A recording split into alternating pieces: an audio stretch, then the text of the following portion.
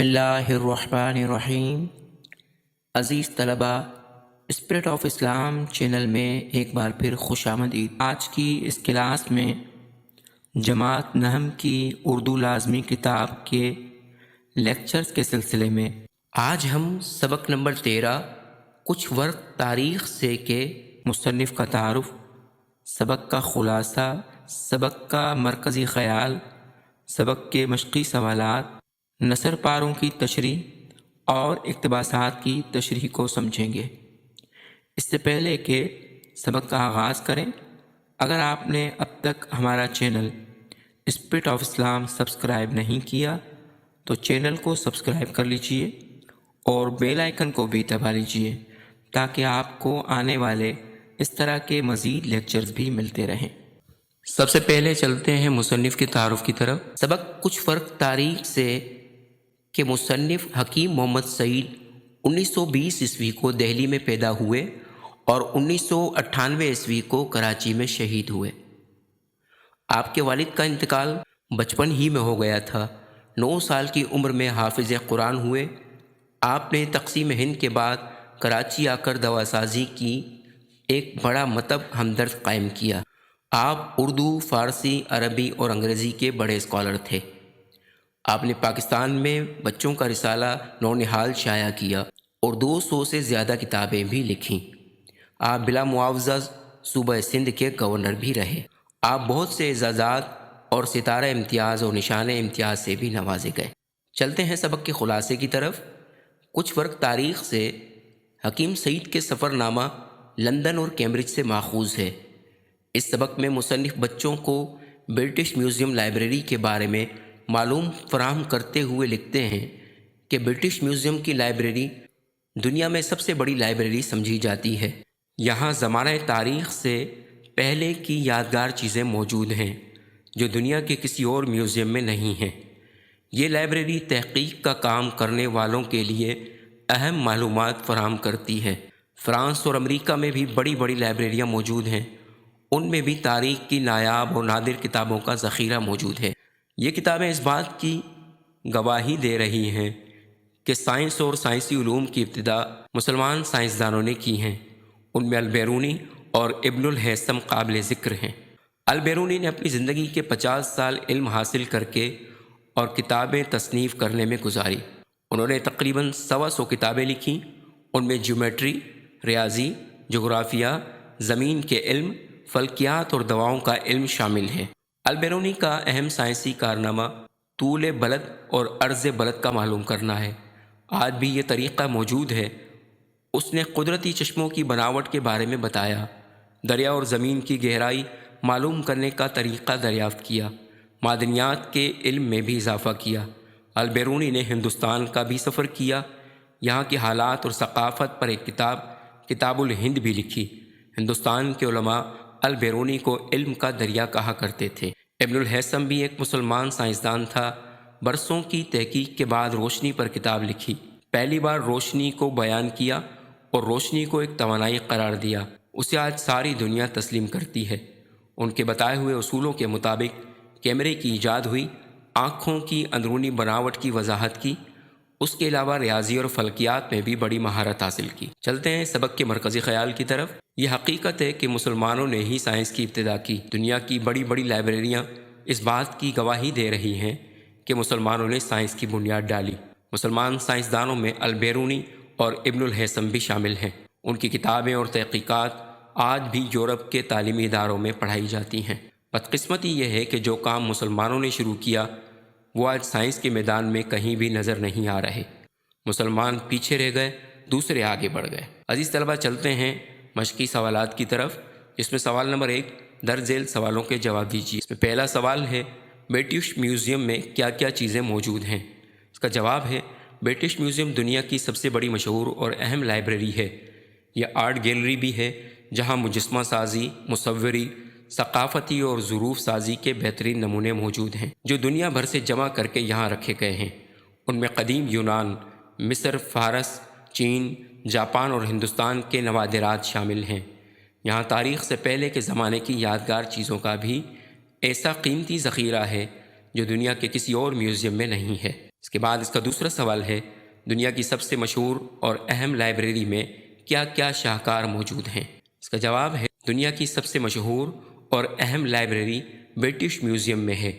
British museum library میں قلمی نسخے، پرانی کتابیں، سرکاری دستاویزات، نقشے اور ڈاک کے ٹکٹ موجود ہیں۔ دنیا بھر میں آثار قدیمہ کی کھدائی سے حاصل ہونے والے نادار اور نایاب کتبے، مٹی کے برتن، مورتیاں اور دوسری چیزیں جن سے تاریخ کے مختلف ادوار کی تہذیب اور تمدن کا پتہ چلتا ہے، محقق ان معلومات سے فائدہ اٹھاتے ہیں۔ اس لائبریری میں 70 لاکھ سے زیادہ کتابیں ہیں۔ انگریزی کے علاوہ دیگر زبانوں کی بھی کتابیں موجود ہیں۔ اس کے بعد تیسرا سوال ہے سبق کا، البیرونی کو کس کتاب نے شہرت دی؟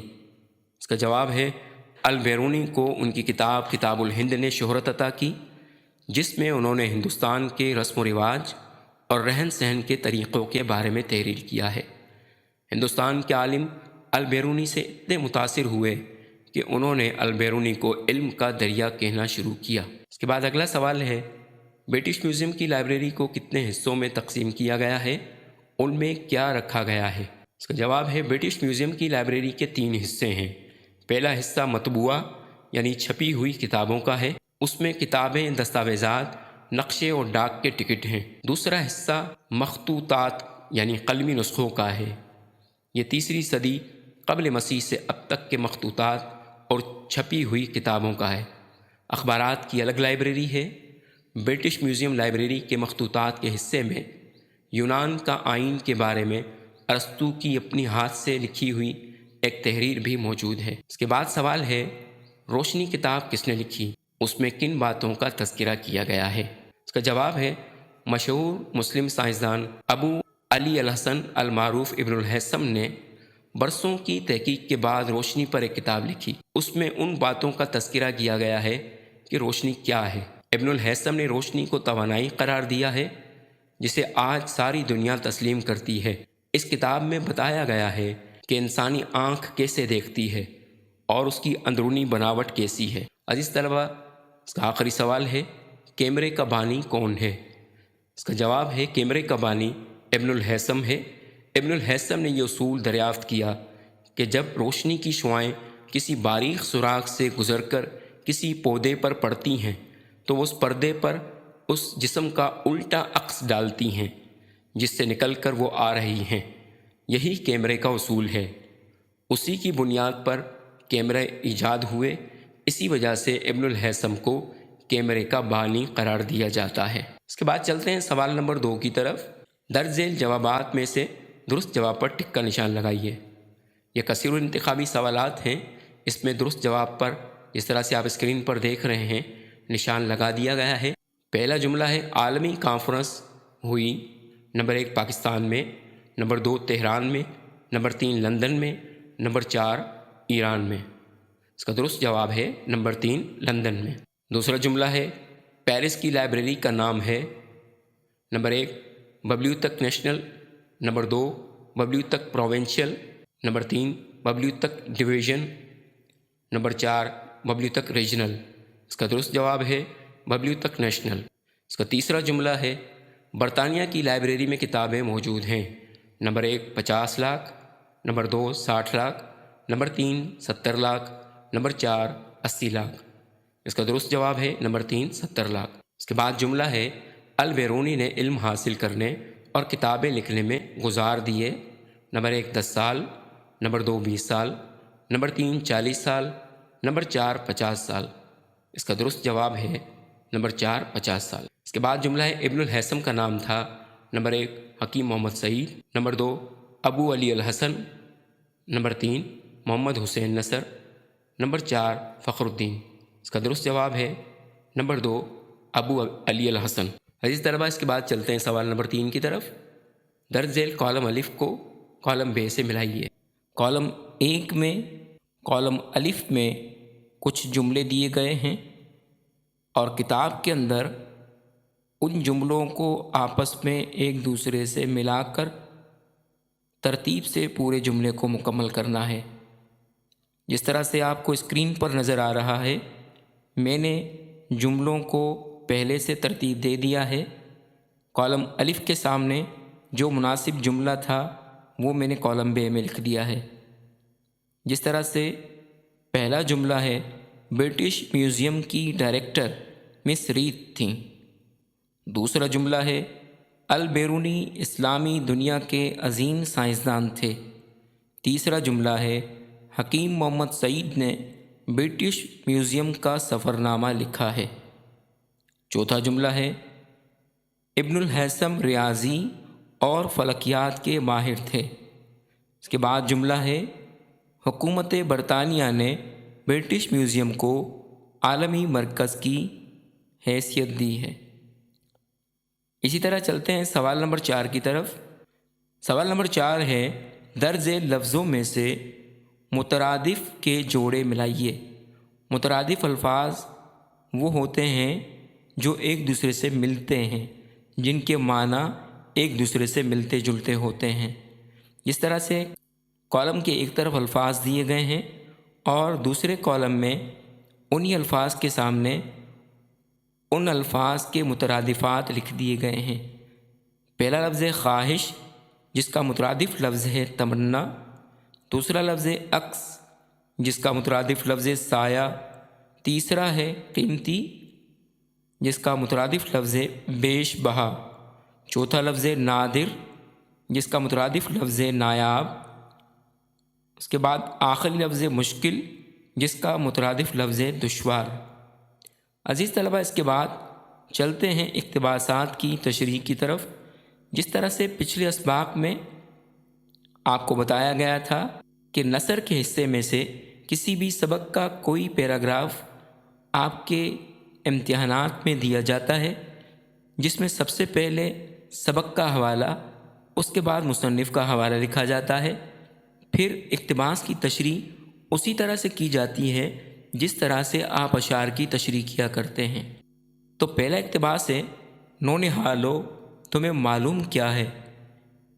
میں بتاتا ہوں، برٹش میوزیم دنیا کی سب سے مشہور لائبریری ہے۔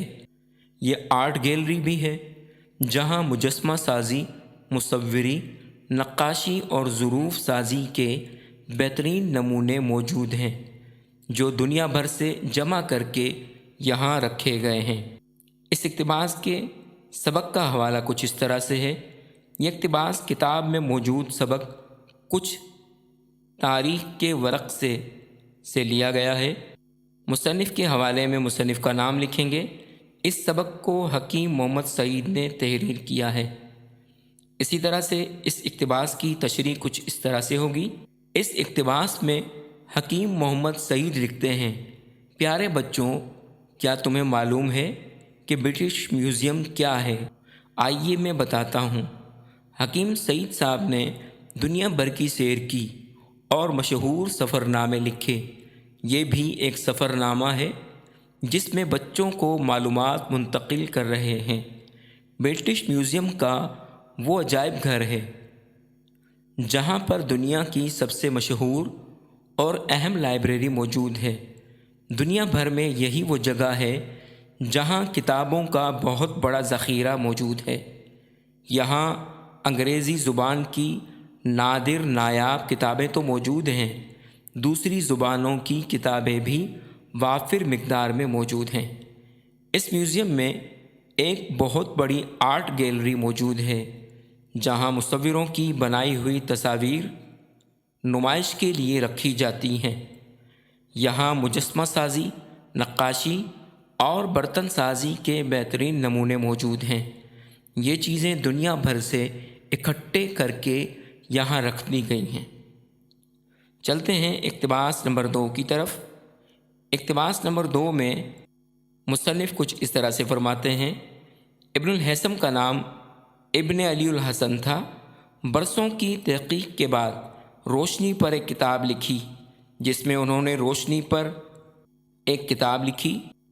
انہوں نے پہلی بار یہ بتایا کہ روشنی کیا ہے۔ انہوں نے روشنی کو توانائی قرار دیا جسے آج ساری دنیا تسلیم کرتی ہے۔ اس کتاب میں بتایا گیا ہے آنکھ کیسے دیکھتی ہے اور اس کی اندرونی بناوٹ کیسی ہے۔ سبق کا حوالہ اور مصنف کا حوالہ پہلے بیان کیا جا چکا ہے۔ لہٰذا چلتے ہیں اقتباس کی تشریح کی طرف۔ اقتباس کی تشریح کچھ اس طرح سے ہوگی۔ پیارے نونہالو، اب مسلم دنیا کے دوسرے بڑے سائنسدان ابن الہیثم کے بارے میں جانو۔ ابن الہیثم کا اصل نام ابو علی الحسن تھا۔ سائنسدان کے کام کا طریقہ یہ ہوتا ہے کہ وہ کئی سال تحقیق کرتے رہتے ہیں، اور جب تحقیقی نتائج مثبت آنے لگتے ہیں تو اس کی روشنی میں ان حاصل کردہ نتائج کی تصنیف و تالیف کی جاتی ہے۔ ابن الہیثم نے بھی روشنی کے علم کے بارے میں یہی تحقیقی طریقہ اپنایا۔ روشنی ان کی شاہکار کتاب ہے۔ آج تک سائنسدان ابن الہیثم کے اس کارنامے سے سیکھتے ہیں۔